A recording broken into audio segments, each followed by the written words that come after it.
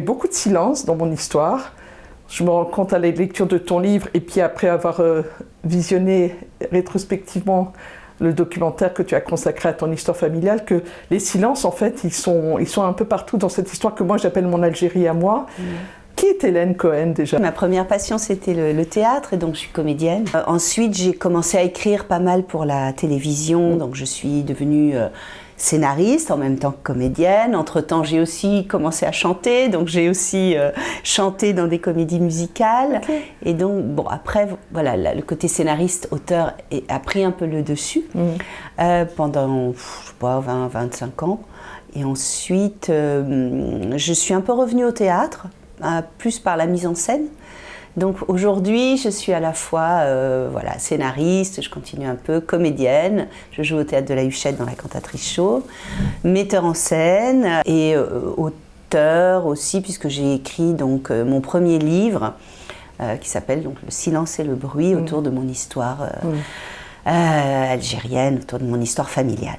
Le livre est paru en 2022, donc l'année dernière aux éditions Stock. Il fait écho à un documentaire que tu avais consacré sur la même histoire, abordé de manière différente. Il y a 10 ans environ, j'ai fait un documentaire, après avoir découvert en fait au moment de la mort de mon père, qu'il y avait toute une histoire familiale que j'ignorais totalement, c'est-à-dire la disparition d'une grande partie de sa famille, en fait, donc son père, sa mère, sa sœur aînée, dont j'ignorais même l'existence totalement.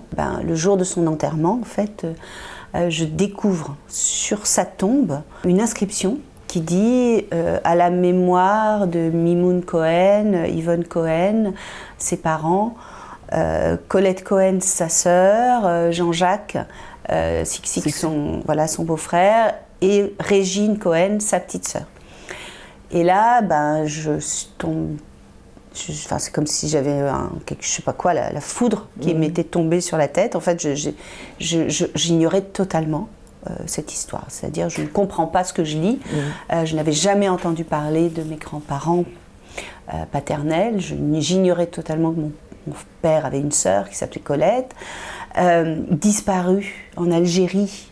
En juin 1962, je ne sais pas ce que ça veut dire disparu. Tout ça est un choc terrible. Et c'est à partir de là que je commence à m'interroger à la fois sur mon père, sur ses disparitions, sur le silence de mon père autour de ses disparitions, sur le fait que je n'ai jamais entendu parler de mes grands-parents. Je ne savais même pas qu'ils s'appelaient Yvonne, Mimoun, tout ça, ça ne me dit rien, jamais entendu parler, jamais vu de photos. Voilà. Et là, je commence petit à petit, doucement, à essayer de briser le silence. Je pense que tant que mon père était vivant, de toute façon, ça n'était pas possible en fait. Il y avait un tabou énorme. C'est sa mort qui a permis finalement l'ouverture de ce secret, d'un secret de famille, à travers ma mère quand même, puisque c'est elle qui a pris la décision de marquer les noms mais disparus sur sa tombe, puisqu'ils étaient disparus. Il n'avait pas de sépulture nulle part. Personne ne parlait d'eux, donc en fait c'est une espèce de double disparition. Et donc là, elle a recréé finalement un lien avec les générations d'après, donc moi, et qui permis d'une certaine manière les questions. Donc, ta mère connaissait cette histoire, forcément. Elle l'a vécue complètement, elle l'a vécue avec mon père en fait, puisque les disparitions de mes grands-parents et de ma tante Colette sont arrivées en juin 1962. Moi j'étais née, j'avais 7 mois. Mes parents étaient mariés depuis peu en fait. Donc ma mère a vécu avec mon père évidemment cette période terrible des disparitions. Donc bien sûr elle était au courant de tout et elle a ma mère qui est pas du tout quelqu'un de mutique contrairement à mon père, mais qui est plutôt quelqu'un qui aime parler, qui est bavarde, qui est très communicante, a gardé le silence toute sa vie, elle a respecté le silence de mon père. Tu rencontres une famille qui est prête à parler. Oui, parce que non seulement je ne connaissais pas mes ancêtres, je dirais, la famille que je n'ai pas connue, qui était avant moi, Mais je ne connaissais pas non plus la famille de mon père. Moi, je pensais que mon père n'avait pas de famille du tout. Moi, j'ai pensé longtemps que j'avais qu'une famille maternelle, en fait. Ma grand-mère maternelle, ma tante maternelle, mes cousins, voilà.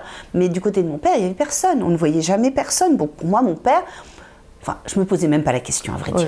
Mais enfin, en tout cas, il n'y avait personne. Et donc, j'ai découvert cette famille de mon père, qui est en fait une grande famille. Puisque mon grand-père paternel, ils étaient 7 frères et sœurs. Donc, on imagine 7 frères et sœurs, tous les cousins de mon père, c'était et les tantes. Vivant en communauté en plus en Algérie, vivant très en communauté, solidaire, dans la même maison. Donc c'est une découverte incroyable pour moi. Et une famille incroyable, parce que du coup, avec du caractère, j'allais dire. Voilà. Et des gens que j'ai, formidables, en fait, qui m'ont accueilli les bras ouverts, parce que mon père était quelqu'un qui était extrêmement aimé par sa famille. Et ces disparitions, ça aurait été un drame pour tout le monde. Que moi, la fille, je vienne les voir pour leur demander de parler des disparus. Je pense qu'ils ont été très heureux de pouvoir transmettre, me donner finalement à moi l'image des disparus qu'eux avaient connus.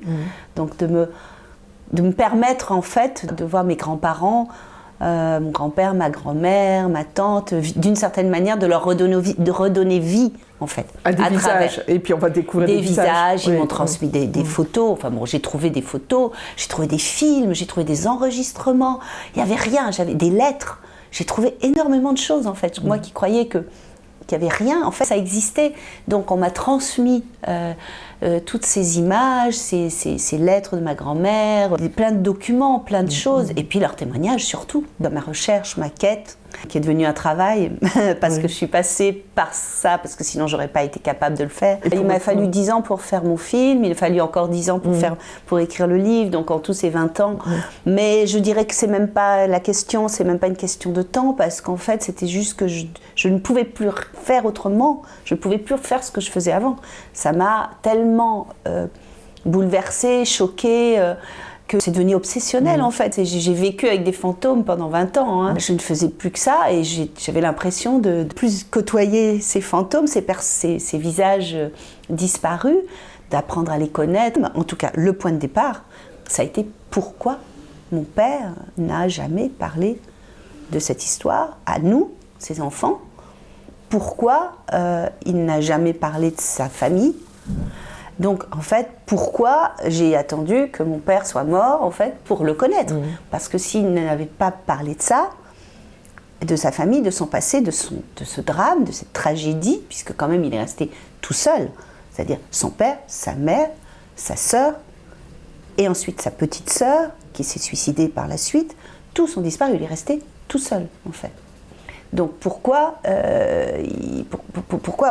finalement je n'ai pas connu mon père en fait. J'ai attendu de le connaître qu'il soit mort. Il n'a jamais parlé de l'Algérie, même en disant j'ai vécu en Algérie. C'était un sujet que tu n'abordais peut-être pas ou très vaguement. Mes parents parlaient de l'Algérie.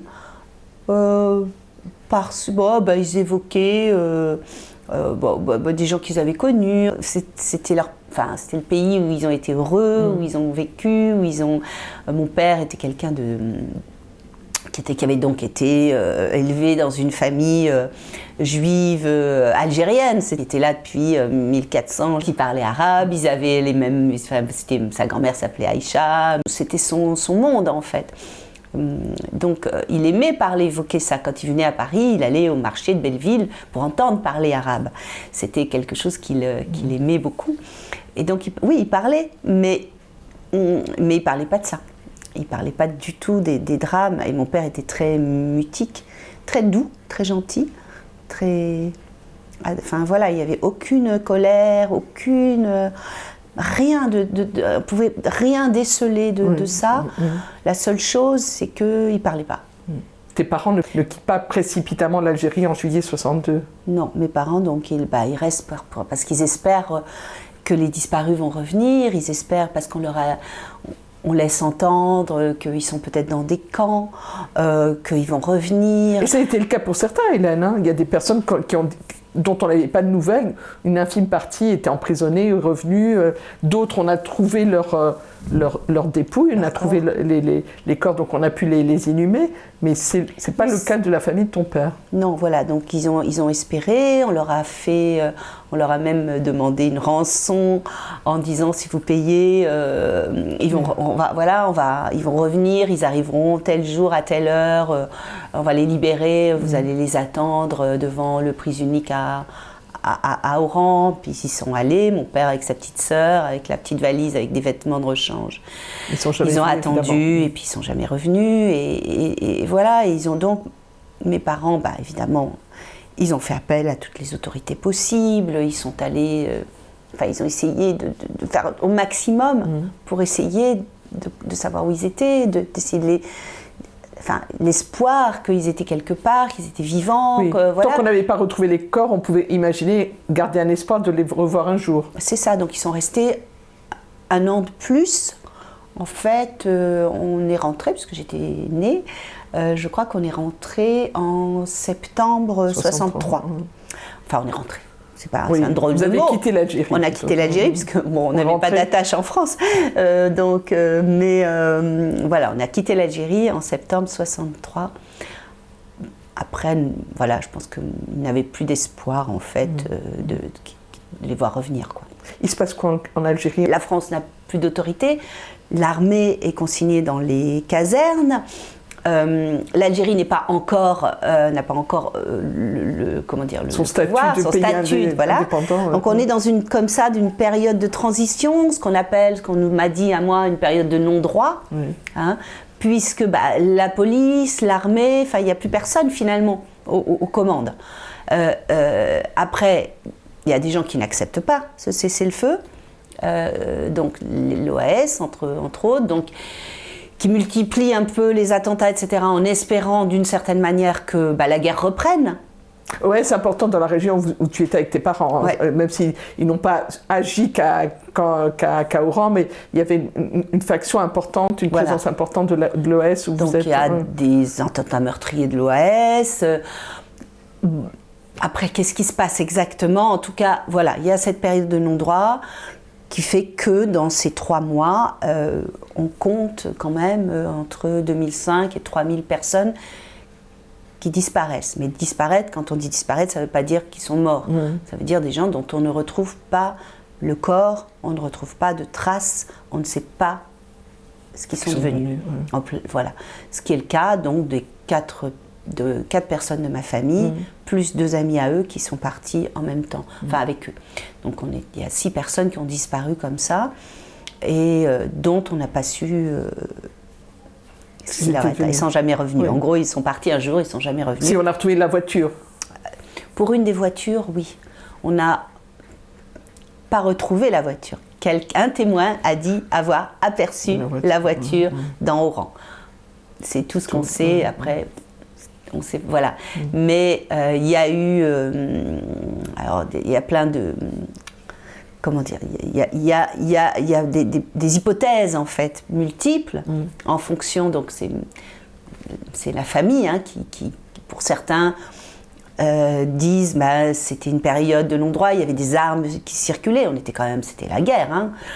Il y avait des armes qui circulaient, il y avait des bandits, donc ils sont partis avec une belle voiture, c'était une DS à l'époque. Donc peut-être que c'est pour voler la voiture, peut-être que les femmes avaient des bijoux sur elles. Ils mettent plus ça sous le fait d'un crime crapuleux, isolé ou en tout cas ou pas ciblé, dirons-nous. Certains en tout cas disent ça. Après, rien n'est innocent dans ce que les témoins me disent, la famille, parce que beaucoup n'ont pas envie. Ma mère, par exemple, n'a pas du tout envie de penser que ça pourrait être le FLN ou que ça pourrait être une action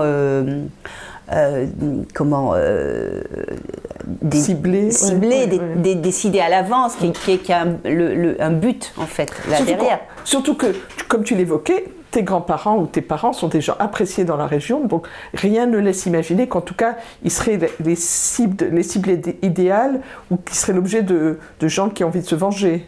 Oui, puisque dans ma famille, en tout cas pour pour beaucoup, ils étaient pour certains communistes, faisaient partie du parti communiste algérien, étaient pro-Algérie indépendante. Voilà, pour certains. Et puis, bon, même mon grand-père qui était socialiste, lui, mais en tout cas, c'était des gens qui étaient extrêmement intégrés, qui parlaient arabe, qui étaient... enfin, mon grand-père, c'était un peu une figure là-bas. On était allé le chercher pour tenir le bureau de vote. C'était quelqu'un qui en avait confiance. C'était compliqué de penser qu'il pouvait être ciblé directement. Ciblé. Et en même temps, imaginez à l'inverse qu'il était là au mauvais endroit, au mauvais moment. Je ne suis pas convaincue non plus que c'est accidentel et que... Il ne fallait pas qu'ils aillent, sans trahir le secret, mais chercher leurs proches dans ce village nègre d'Oran. Donc voilà. Ils se sont quand même aventurés dans un endroit où d'abord, ils n'étaient plus à Bénissaf. À Bénissaf, ils étaient connus, c'était chez eux. Voilà. Après, ils sont allés à Oran. Donc à Oran, je ne sais pas, ils symbolisaient certainement des Européens avec une belle voiture. Enfin, c'était plus Mimoun et Yvonne Cohen que tout le monde appréciait. Donc, est-ce qu'ils ont été imprudents certainement de s'aventurer dans une zone où, en principe, les Européens n'entraient pas. Les disparitions sont passées en 2 fois. Le 28 juin, mon oncle Jean-Jacques est parti avec un ami à lui en voiture de Bénissaf à Oran pour acheter des billets d'avion ou de bateau, je ne sais plus, pour quitter l'Algérie. Pour quitter l'Algérie, non pas pour quitter l'Algérie, il n'était pas question pour eux, mais pour aller en vacances. Ils étaient enseignants, c'était l'été, ils partaient en vacances en France, voilà. Donc ils sont partis pour acheter des billets, ils ne sont jamais revenus.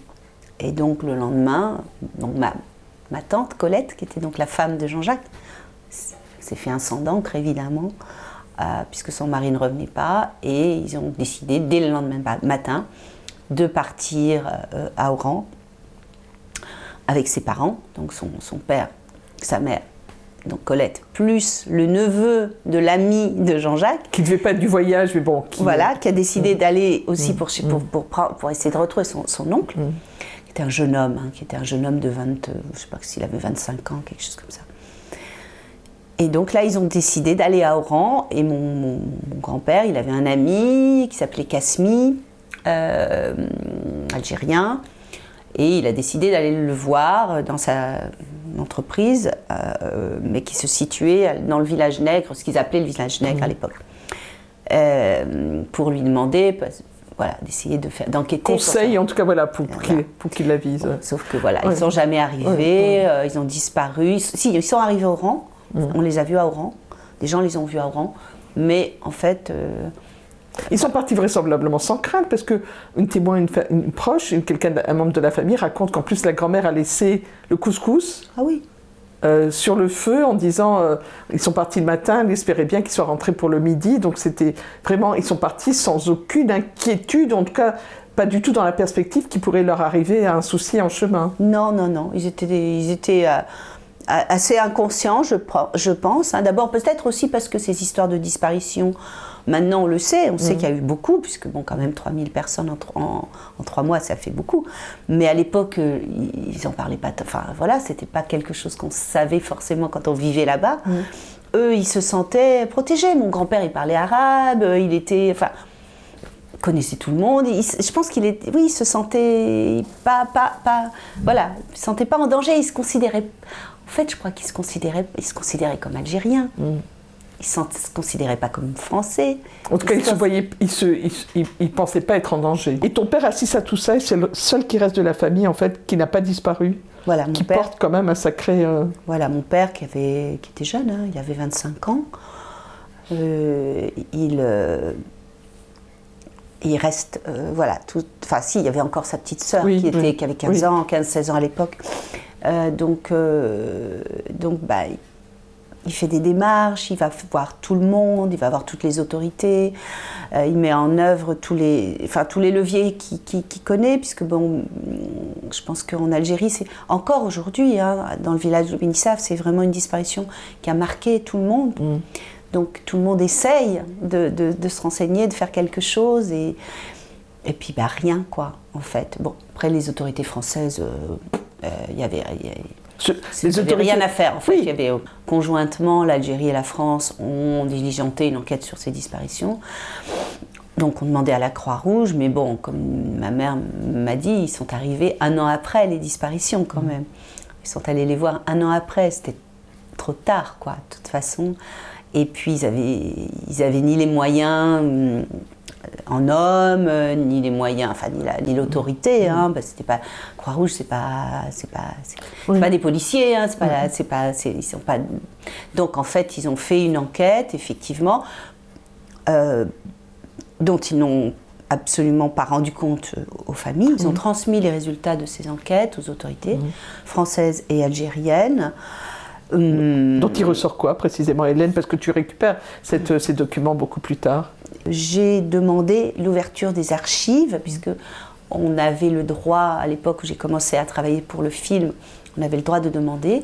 Les familles des disparus avaient le droit, parce que c'était pas ouvert, mais seulement, voilà, il fallait prouver qu'on était les familles des disparus. Et donc là, j'ai eu effectivement des documents. Sur les premières disparitions, en fait, on ne sait pas vraiment.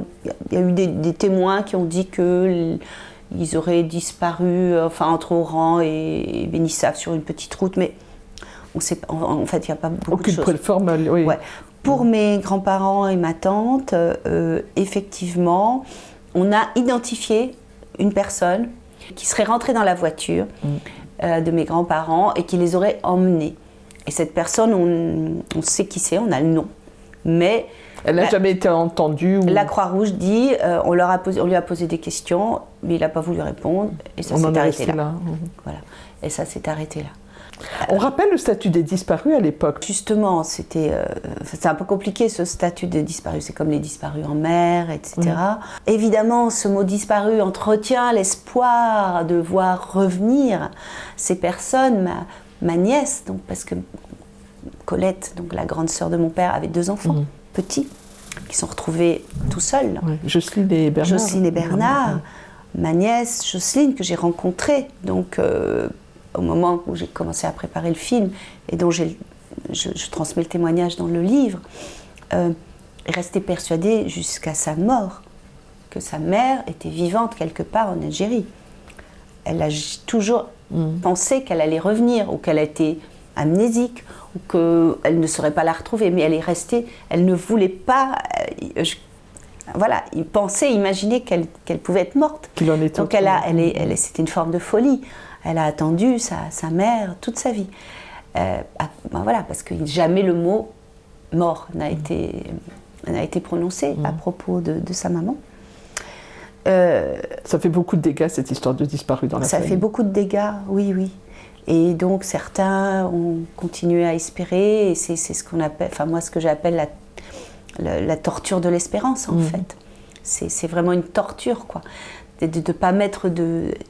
en fait, on n'a jamais retrouvé de corps, on n'a jamais eu de témoignage concret. Comment faire son deuil et ça reste, c'est comme des fantômes qui continuent, même moi, hein, ces fantômes-là, ils ont voilà, c'est eux en fait qui m'ont guidée aussi, c'est-à-dire que j'ai eu vraiment l'impression que qu'ils attendaient quelque part qu'on raconte leur histoire, qu'on leur redonne vie un peu avant de pouvoir dire ils sont morts. C'est-à-dire que c'est normal, à un moment donné, on est vivant et un jour on meurt. Pour eux, c'est pas ça. On peut imaginer qu'ils sont décédés, parce que 60 ans après, de toute manière, toutes ces personnes de ta famille sont forcément possiblement décédées. Comment on accepte le fait que possiblement ils aient disparu de manière violente? C'est quelque chose que tu as intégré? Il y a quelque chose de moi qui veut savoir et puis quelque chose de moi qui veut pas savoir pour accepter leur mort. Et évidemment, leur mort violente. J'ai eu d'abord besoin de leur redonner vie. Donc j'ai fait un long travail pour les connaître, pour savoir qui ils étaient, d'où ils venaient, quelle était leur histoire, quel était leur caractère, comment ils s'entendaient entre eux, ils avaient des surnoms, qu'est-ce que ma grand-mère faisait à manger, comment elle s'habillait, le parfum qu'elle portait, qu'est-ce qu'elle écoutait comme musique. Énormément de détails. Ça m'a tellement rempli de choses qui devaient me manquer, de racines, d'admiration pour une famille, d'amour, que du coup, ce socle-là, finalement, m'a permis aussi d'accepter la douleur, puisque je suis née dans une famille quand même assez dépressive, assez triste, et j'ai découvert que cette famille disparue, c'était des gens heureux, des gens aimants. Ça a construit quelque chose qui m'a quand même rempli positivement de belles choses, et pas que du tragique. Voilà ce que je voulais dire.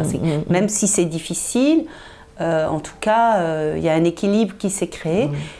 Mais oui, bien sûr, j'ai eu besoin d'avoir tout ça pour pouvoir finalement affronter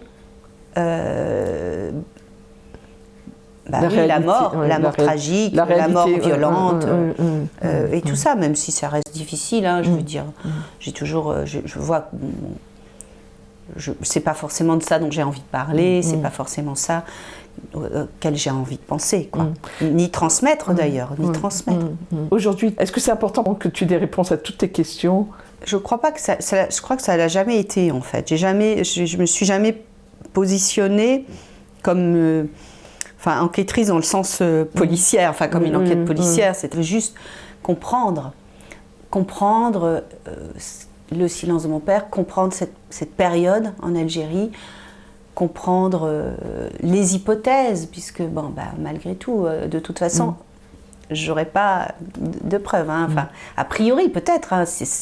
Peut-être que dans des archives en Algérie, il y a eu des témoins ou des gens qui ont raconté ça et qui pourraient témoigner. Ou en Algérie, j'aurais pu peut-être rencontrer des gens qui, eux, avaient été témoins ou à qui on avait raconté des choses. Il se trouve que, malheureusement, les archives en Algérie, pour le moment, en tout cas, on n'a pas accès. Et il se trouve aussi que, par 2 fois, j'ai voulu aller en Algérie d'abord pour mon film, et ensuite, récemment, pour rencontrer des gens et que j'ai pas pu, parce que j'ai tout simplement pas eu le visa. Donc, je crois qu'il y a eu quelque chose qui était très violent chez moi. Quand j'ai compris cette histoire, quand j'ai découvert cette histoire, c'est que j'étais extrêmement choquée du fait que ces personnes aient disparu 2 fois, en fait. C'est que je ne comprenais pas comment on pouvait, puisqu'il leur était arrivé une tragédie, c'est comme si on les avait punis de ce qui leur était arrivé en faisant un silence total sur eux. C'est-à-dire qu'ils n'avaient pas de tombe, ils n'avaient pas de sépulture, et en plus, il n'y avait plus de mémoire d'eux, en fait, puisqu'on n'en parlait plus. Leurs petits-enfants ne savaient même pas leur nom, ne savaient même pas leur existence. Donc ça j'étais révoltée. Tu as pardonné à ton père, si tant est qu'il fallait pardonner à ton père de ce mutisme? Oui. Tu l'as compris, tu as compris pourquoi? Oui.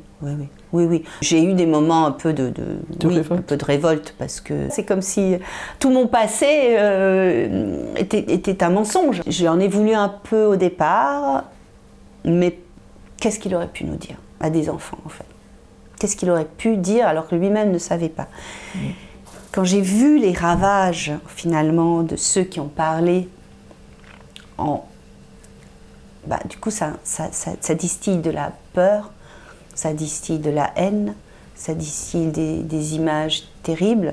Ça a été le cas pour ma petite sœur, qui elle a posé des questions, non pas à mon père, mais à ma grand-mère maternelle, qui lui a dit sans ménagement à une gamine de 6 ans, tes grands-parents, ils ont été massacrés, surtout tu n'en parles pas et tu ne dis pas que je te l'ai dit. Donc en fait, ça a été héritage terrible. Ma sœur a été totalement traumatisée par ça, elle l'est toujours. C'est quelqu'un qu'on a, en fait, on l'a bousillé, en fait. Cette histoire-là, voilà. Donc moi je vois les conséquences, en fait, donc c'est difficile de dire, évidemment.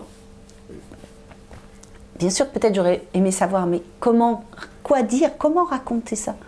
Que dire si... Or, mes parents étaient des gens qui étaient vraiment très, très humanistes, pas du tout, antiracistes. Enfin, il y avait vraiment des choses très... Mon père avait des amis en Algérie qu'il a continué à avoir, ils ont continué à échanger par lettres. Il est retourné en Algérie, je ne sais plus, dans les années 80. Il y a eu quelque chose aussi dont il faut parler, sans jugement, aujourd'hui sans jugement, même si j'en ai eu, mais c'est qu'après la guerre d'Algérie, le gouvernement français a quand même été assez lâche. Cette histoire de disparu, c'était le grand silence. Donc beaucoup de gens, même encore aujourd'hui, me disent mais on ne savait pas en fait qu'il y a eu tous ces disparus. Parce qu'on n'en a pas parlé, et que les seuls qui en ont parlé, à raison, hein, je peux comprendre, c'est des gens qui étaient plutôt issus de, comment dire, des nostalgies de l'Algérie française, comme on dit, donc des pieds noirs assez revendiqués, enfin, avec une revendication très violente, des anciens OAS, en fait des gens qui étaient plutôt d'extrême droite. Mon père n'était pas du tout là-dedans. Et d'une certaine manière, cette question des disparus a tout d'un coup été marquée par ça.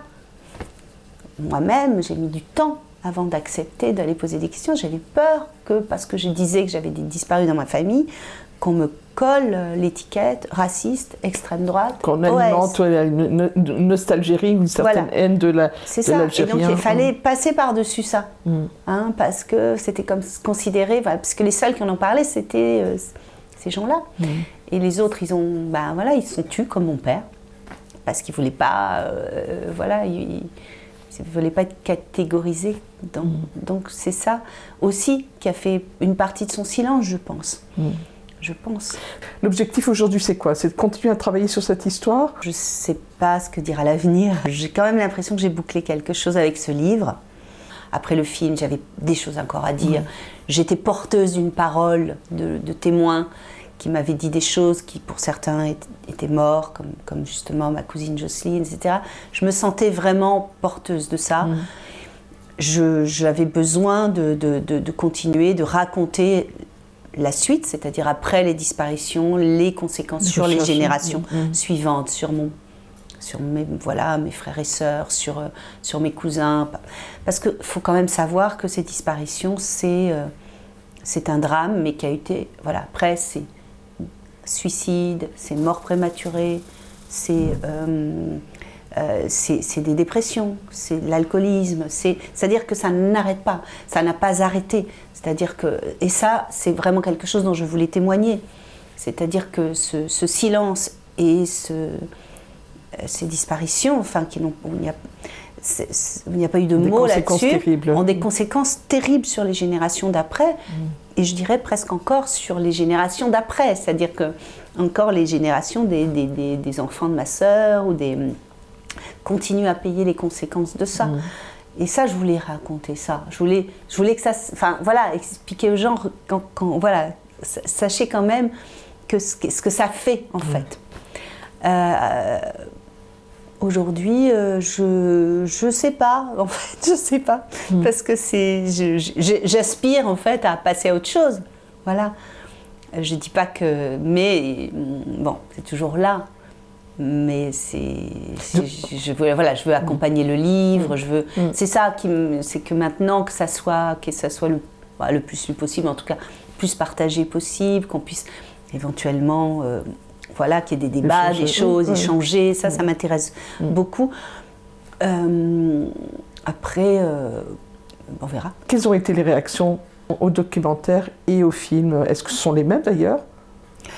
De la part de ta famille, on voit dans le documentaire, pardon Hélène, dans ta famille, certaines, pas de contradictions, mais on sent qu'il y a certaines tensions, certaines... Ça raconte aussi beaucoup qu'en fait, ils ne se sont pas parlé non plus entre eux.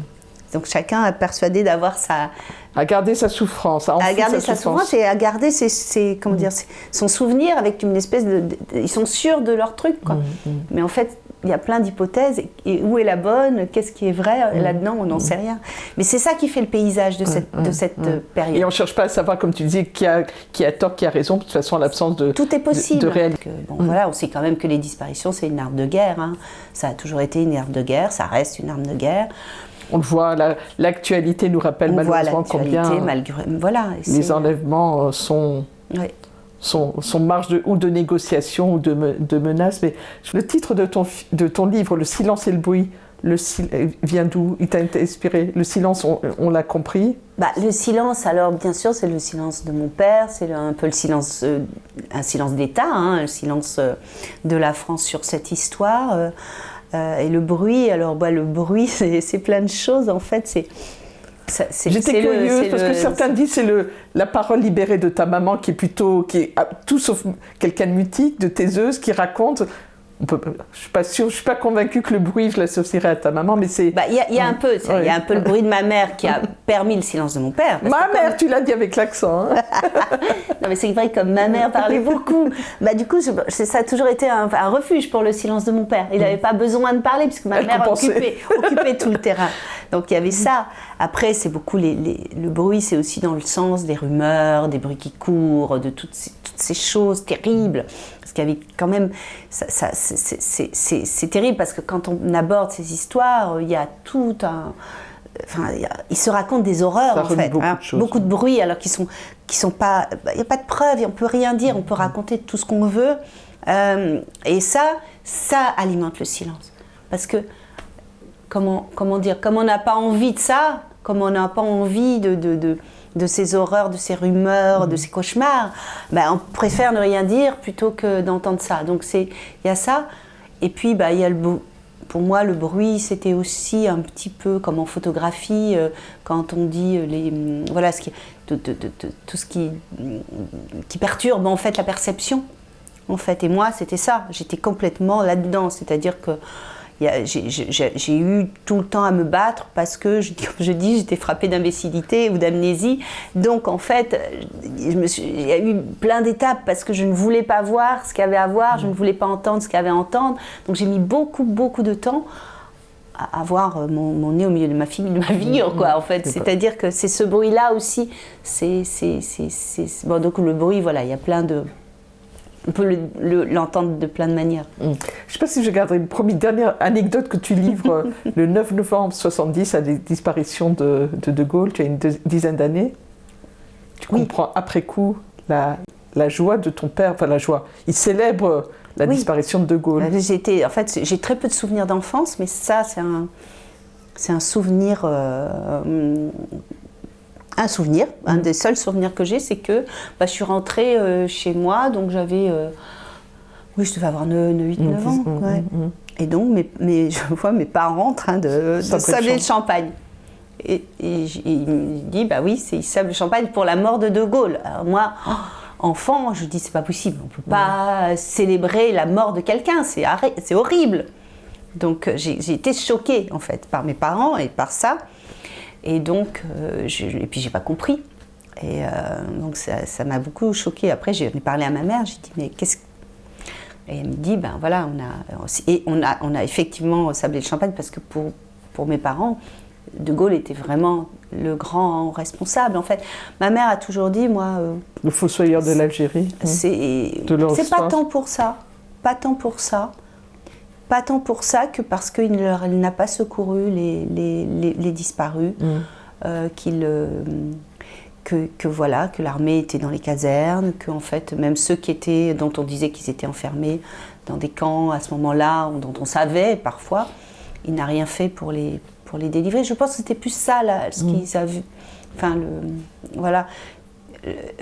que le fossoyeur de l'Algérie, donc voilà, et ils m'ont même dit, on avait prévu de tirer un feu d'artifice, mais ils l'ont pas fait parce que justement la jeune sœur de mon père, donc Régine, s'était suicidée quelques jours avant, et donc. Mais voilà, la rancœur par rapport à la France, ma mère a toujours dit, moi si je suis vivante, je le dois, c'est aux Algériens que je le dois, pas aux Français. Parce que si les Algériens ils avaient voulu nous tuer, ils nous tuaient tous. Heureusement, ils n'étaient pas tous, voilà. Mais en fait, la France ne nous a pas protégés du tout. Et ne nous a pas, voilà. Donc, on voulait plus à la France que de ce qui s'était passé qu'aux Algériens. Bon, ça c'est la parole de ma mère. Précieuse. Merci beaucoup Hélène d'avoir accepté de nous livrer ce témoignage, sans doute, j'espère, apaisant pour une partie des gens qui l'entendront, et surtout pour les disparus, pour qu'ils puissent enfin reposer en paix. C'est en tout cas mon souhait. Merci beaucoup. Merci en tout cas. Merci à toi pour de m'avoir donné la parole et évoquer effectivement ces disparus qui... Ton Algérie à ta père d'Algérie. Voilà. Mon Algérie à moi, oui.